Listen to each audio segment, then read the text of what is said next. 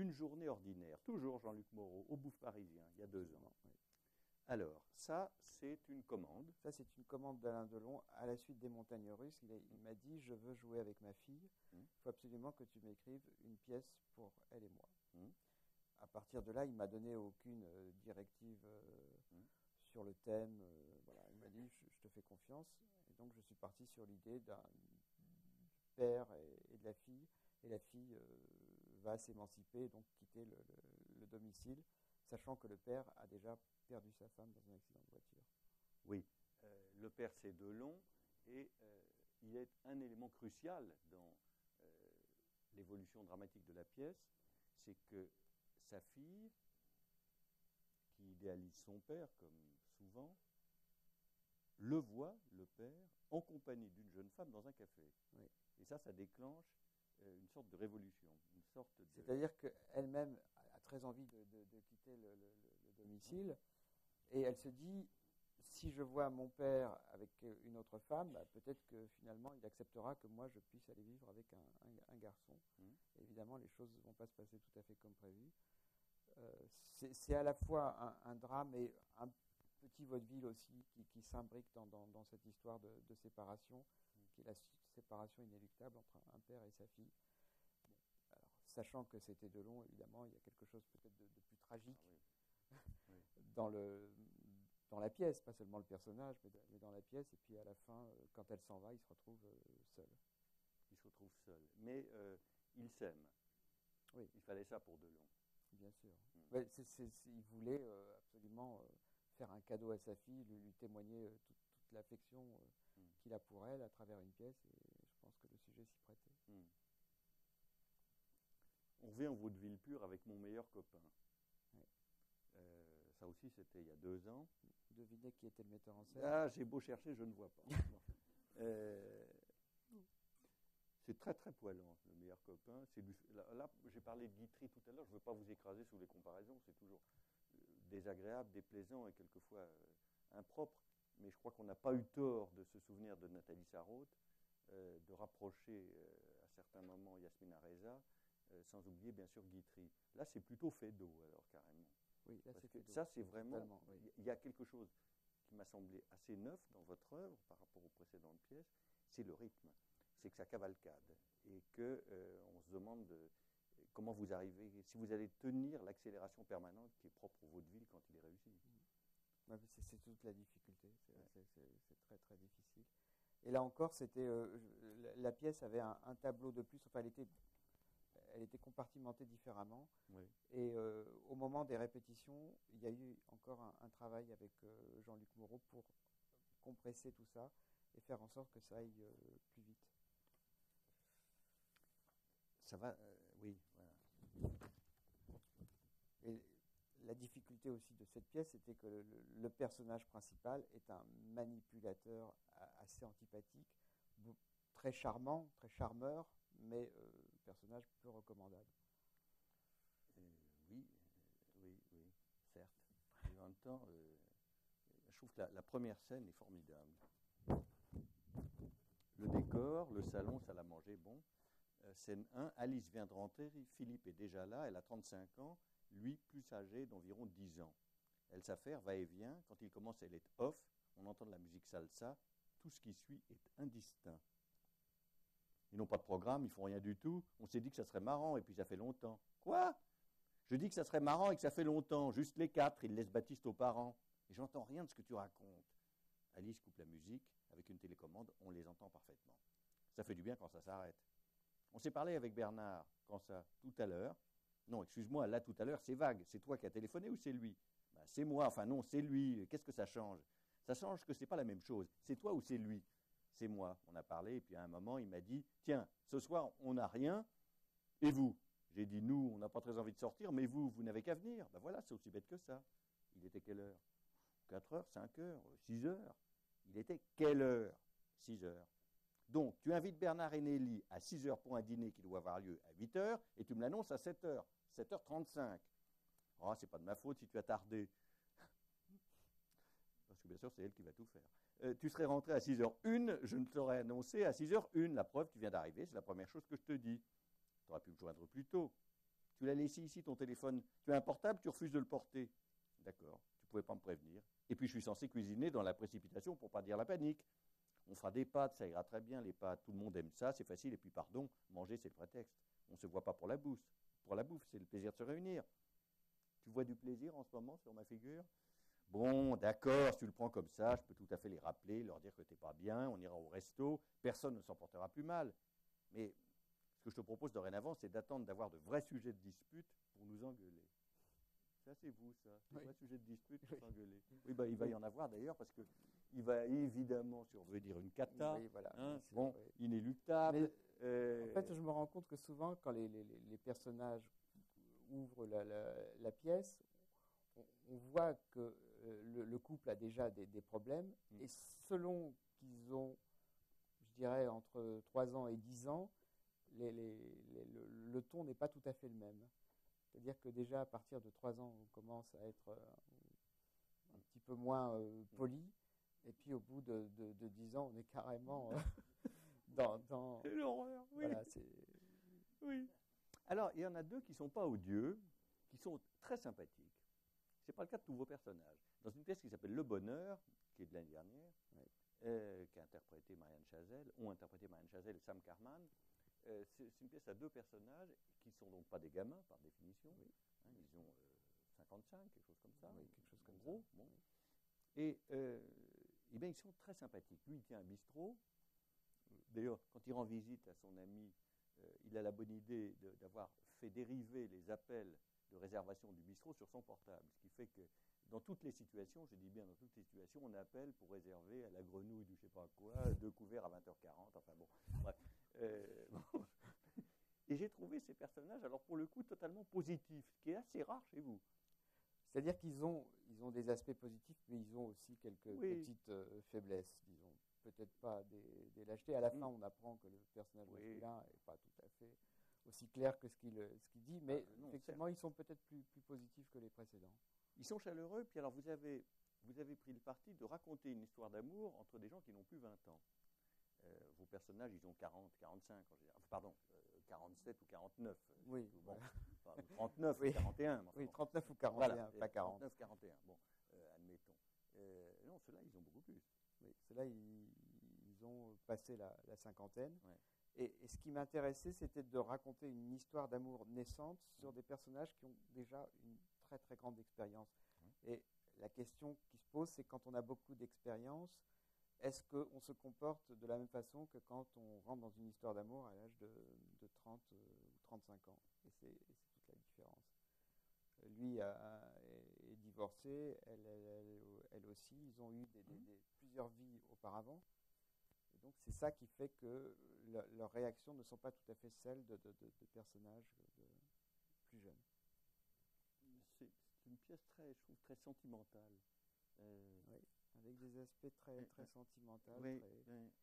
Parce que d'habitude, dans mes personnages, enfin dans mes histoires, les personnages se connaissent toujours déjà depuis un certain temps. Là, on voit la montée d'une liaison. C'est-à-dire, en fait, quand l'histoire commence, ils viennent à peine de se connaître et ils éprouvent quelque chose l'un pour l'autre. Et ça, c'était assez récent. D'ailleurs, ils vont partir ensemble. Voilà. Et à la fin, ils finissent ensemble. Alors, encore une fois, nous sommes un peu requis par le temps. Et bien sûr que nous allons nous arrêter un moment sur une pièce qui se joue en ce moment non loin d'ici, là encore, au Théâtre de Paris, et qui est, disons-le, le plus gros succès de la rentrée de cette année 2013. C'est pas que ça fait ça le comble, c'est au-delà de cela. Nous le voyons, Jacques Fontaine et moi, la semaine dernière. On a assisté quand même à des choses qui ne sont pas obligatoires au théâtre. C'est véritablement ce qu'on appelle en français une standing ovation. C'est-à-dire que quand Didier Flamand, Richard Berry et Daniel Auteuil quittent le plateau, les gens se lèvent tout de suite. Ce n'est pas après un rappel, 2 rappels, 4 rappels, 5 rappels, c'est tout de suite. Je n'ai pas vu ça si souvent que ça, et malheureusement, ça n'était pas, malheureusement pour lui, ce n'est pas Jean-Luc Moreau qui a fait la mise en scène, exceptionnellement, c'est Richard Berry. Nos femmes, c'est une histoire à 3 personnages, c'est décidément une figure que vous aimez beaucoup, hein, les 3 personnages, en l'occurrence 3 hommes, j'ai cité les noms à l'instant, et c'est un point de départ qu'on a vu déjà au théâtre, 2 types qui attendent un 3e. pas chez Beckett, ce qui fait que le Godot en question va bel et bien arriver, c'est Didier Flamand, et qui annonce à ses deux amis avec lesquels il joue aux cartes régulièrement. Les deux amis en question sont médecins, lui est coiffeur, enfin il tient des salons de coiffure, Didier Flamand, et il annonce qu'il vient de tuer sa femme. Bon, c'est-à-dire qu'on passe de l'attente exaspérée, énervée d'un type qui n'arrive pas, qu'est-ce qu'il fout, il est 9h08, il devrait être là, etc., à quelque chose qui pourrait revêtir tout de suite un caractère dramatique. On est obligé de dire qu'en réalité, c'est pas si grave. C'est pas si grave. Bah, au début, enfin, tel que les personnages le reçoivent, au départ, oui. Oui. Mais enfin bon, il n'y a rien de sûr. Et puis le pire ne l'est pas sûr, précisément. Et alors là, il y a quelque chose que vous avez imaginé, qui est que ce Richard Berry est un maniaque. Le personnage que joue Max, que joue Richard Berry, le décor est d'ailleurs épatant puisqu'il traduit les manies nombreuses de Richard Berry, qui est un type chez qui tout est en ordre. Il n'y a rien qui traîne. Il n'y a rien qui dépasse. Décor très sobre, tout est gris, il y a des étagères merveilleuses pour les 33 tours. Bien sûr, il n'écoute que des vinyles. Hein. Enfin non, d'ailleurs c'est pas vrai, il écoute aussi. Il a aussi un petit CD. Oui, il a un CD. Bon, pas beaucoup, il a surtout des vinyles. Bon. Et puis, quant à notre ami Daniel Auteuil, ils vont commencer tous les deux, comme toujours dans votre théâtre. Ils sont amis de longue date, ils font le même métier, peu ou prou. Ils sont mariés. Enfin, il y en a un qui est marié, l'autre qui vit en couple, mais avec ils ne vivent pas sous le même toit. Voilà, en tout cas, ils ne vivent pas sous le même toit jusqu'à la fin de la pièce. Ouais. Et ils parlent de leur relation conjugale avec une certaine franchise. Et c'est assez émouvant, ça. Parce que bien sûr, ça ne va pas si bien qu'ils le laissent apparaître. Non, ça va.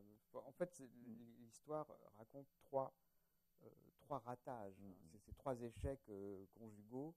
Bon, le pire, c'est évidemment celui qui va jusqu'à tuer sa femme parce qu'ils disputent, ils en viennent aux mains et puis ils l'étranglent. Il y en a un avec. Il faut dire qu'elle l'a giflé. Oui, il faut dire qu'elle l'a giflé. Oui. Bon, donc, quand même, il a des circonstances atténuantes. Oui. Oui. Le deuxième, il a des relations très orageuses au point qu'ils décident de plus habiter ensemble tellement c'est difficile. Quant au troisième, c'est beaucoup plus sournois parce qu'il vit avec sa femme, sauf qu'ils n'ont aucune communication, ils ne se disent que des choses qui n'ont strictement aucun intérêt. Oui. Et sa femme, la plupart du temps, dort. Elle se couche très tôt, elle se lève très tard. Donc il la voit très très peu, comme lui il est très occupé. Et donc il n'y a aucune communication. Mais lui n'a pas totalement conscience du vide, puisqu'il est très occupé. Et en fait, l'histoire raconte, évidemment, il y a une petite intrigue policière, mais ce que j'ai voulu raconter, c'est quand même trois portraits de couple assez, disons qui ne marchent pas comme souvent chez moi. Ça ne marche pas, mais à côté de ça, comme souvent chez vous, l'amitié entre, en l'occurrence, des bons hommes, des hommes, je ne dirais pas qu'elle supplée, mais elle rend la vie supportable. C'est-à-dire qu'elle permet surtout de pouvoir échanger, de pouvoir s'épancher.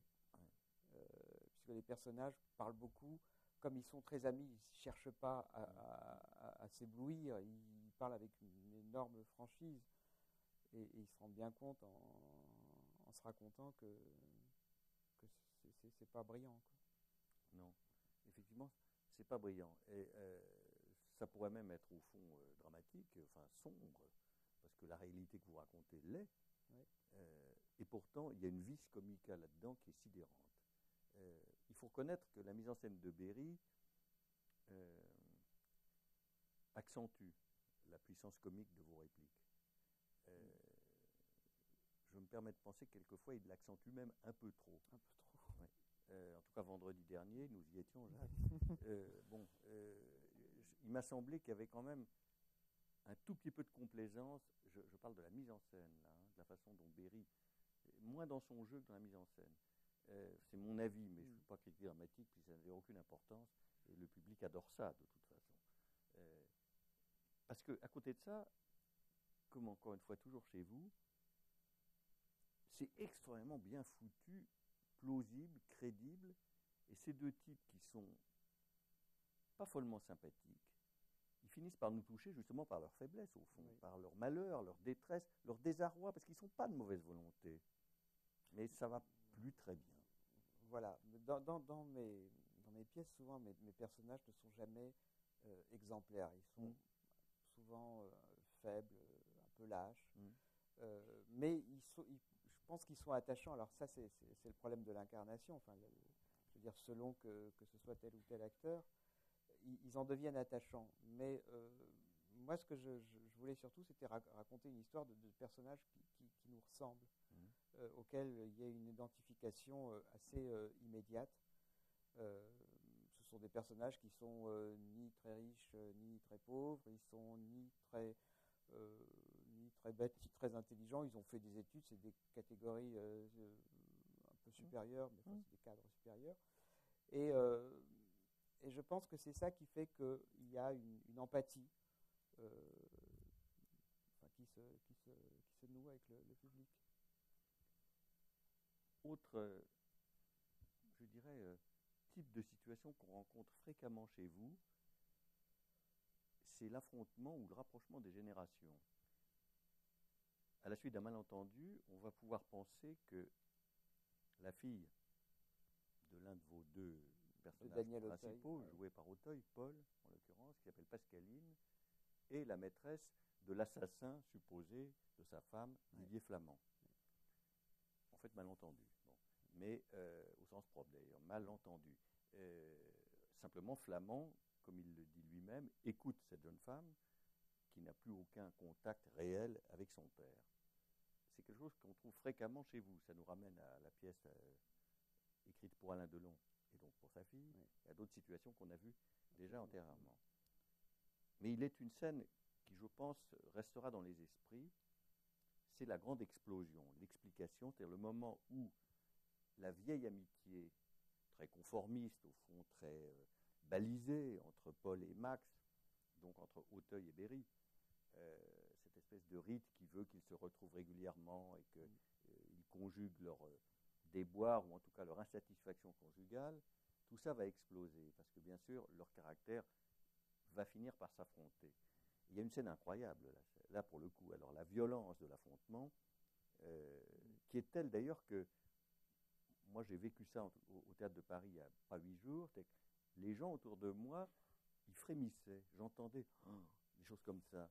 Tellement ce qu'ils se disent tous les deux, ce que vous faites, ce que vous avez écrit, est puissant. Je vais en lire un extrait. Je voudrais vous demander une chose. Vous avez pensé à Berry et Auteuil ou pas du tout? À ce niveau de la pièce, oui. C'est-à-dire que quand je suis rentré dans le détail, par exemple, le personnage de Richard Berry est totalement maniaque. Il se trouve que Richard Berry, je ne trahis pas un secret, est quelqu'un de maniaque dans la vie. Il est tout le temps en train d'essuyer quelque chose pendant qu'il vous parle. Quand je savais que ça allait être Richard Berry et Daniel Auteuil, forcément, j'ai pensé à eux. Et je pense que ça aide. Moi, je suis quelqu'un qui n'est pas du tout coincé par le fait que quand on me dit c'est tel acteur qui va jouer tel personnage, au contraire, ça l'enrichit. Donc, qui a choisi Auteuil? Richard Berry m'a dit je la jouerai avec Daniel Auteuil, donc il faut absolument que tes personnages soient écrits pour nous. Autrement dit, quand vous conversez avec Berry à propos de ce futur spectacle, la pièce n'est pas terminée. Elle existe dans ses grandes lignes. Il y a eu plusieurs versions, mais globalement, c'est ça. Après, dans le détail, forcément, dans le détail du dialogue, je tiens compte des interprètes. Max, Berry, cette indulgence que tu brandis sous prétexte que tu as du cœur, ça finit par devenir plus grave que le crime que tu défends. Je ne défends pas le crime, je m'apitoie sur Simon, Didier Flamand. Le réduire à ce qu'il a fait, c'est un peu court. Il aurait tué 10 personnes avant d'étrangler Estelle, ça serait beaucoup plus simple pour nous, ce serait même déjà réglé. Malheureusement, c'est un peu plus compliqué que ça. Il y a des paramètres que tu refuses de prendre en compte. Des paramètres? Lesquels? Il m'a prêté de l'argent il y a plus de 10 ans, il te coupe les cheveux tous les mois sans se faire payer, c'est ça que tu appelles des paramètres? Tu veux que je te dise? Tu dissimules ta faiblesse, tu l'enveloppes dans un discours flasque, magnanime, pseudo-humaniste, mais la réalité, c'est que tu as peur. Tu as peur de réagir, tu as peur d'agir, tu as surtout peur qu'on retienne que ton rôle dans cette histoire, c'est d'avoir dénoncé ton ami. L'amitié, c'est noble. La dénonciation, c'est laid. tu es encore dans ces schémas grotesques. Eh bien non, Paul, sache-le, la dénonciation, c'est peut-être utile, nécessaire et même charitable.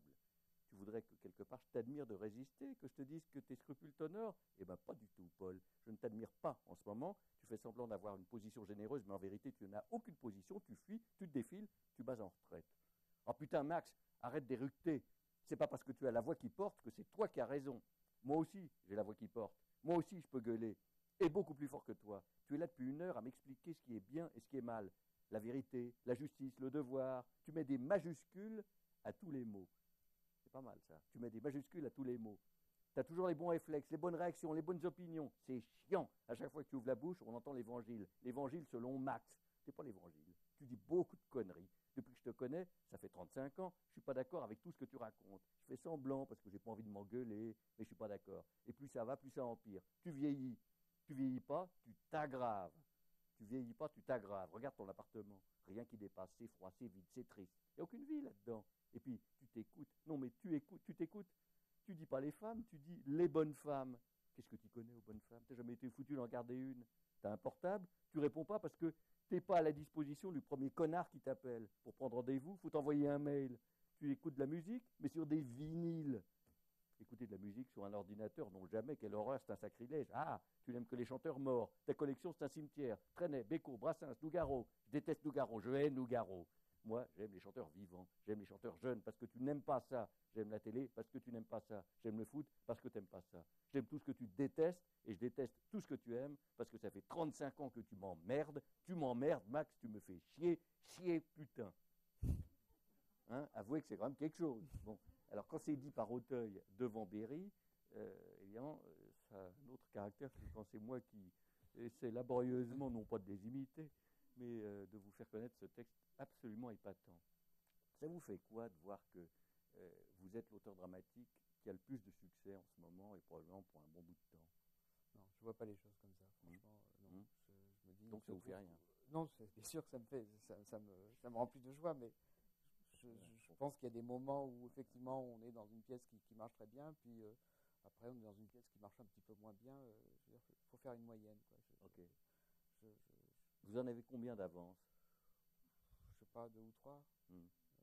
Mais encore une fois, quand je dis que j'ai des pièces d'avance, ça ne veut pas dire qu'elles sont prêtes. Oui. Je veux dire, il faut, à partir du moment où il y aura des acteurs qui vont les incarner, je sais qu'il y a encore énormément de travail. Et des metteurs en scène comme Jean-Luc Moreau. Et des metteurs en scène avec Jean-Luc Moreau, avec qui j'ai encore un projet, bien sûr. Voilà, donc, je peux pas. Enfin, effectivement, j'écris beaucoup, j'écris assez facilement, ce qui fait que quand on écrit beaucoup, on a une pièce par an, voire 2. C'est arrivé d'aller jusqu'à 3. Mais et donc il y a forcément un petit peu d'avance, quoi. Mais et cela dit, je continue à écrire encore, mais je ne sais pas quand est-ce que ça se jouera, et si ça se jouera, parce qu'encore une fois, quand on écrit une pièce, on est passé, je crois que c'était Marcel Achard qui avait dit que quand il avait écrit une pièce, il avait fait 5% du travail. Après, la difficulté, c'était de la faire monter. Voilà, donc j'ai mes 5%, mais après, je ne sais pas. Ouais. Voilà.